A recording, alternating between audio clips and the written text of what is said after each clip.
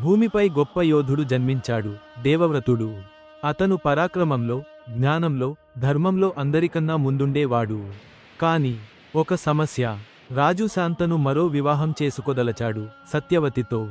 కాని ఆమె తండ్రి ఒక షరతు పెట్టాడు. నా కుమార్తెకి పుట్టిన పుత్రుడే మీ తర్వాత రాజ్యం ఏలాలి అని. శంతనుడు ఈ షరతుని విని తనలో తానే మదన పడిపోయాడు.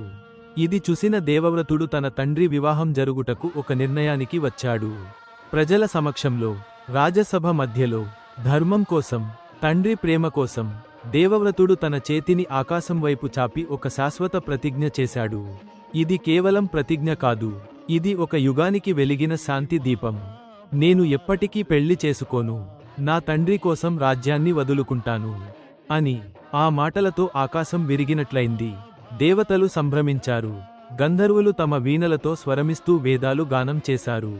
దేవతల వల్లనే పుట్టిన దివ్యుని, మానవుని చేసిన ఘనతకు ఆకాశంలో నుంచి దివ్యపుష్పాలు వర్షించాయి.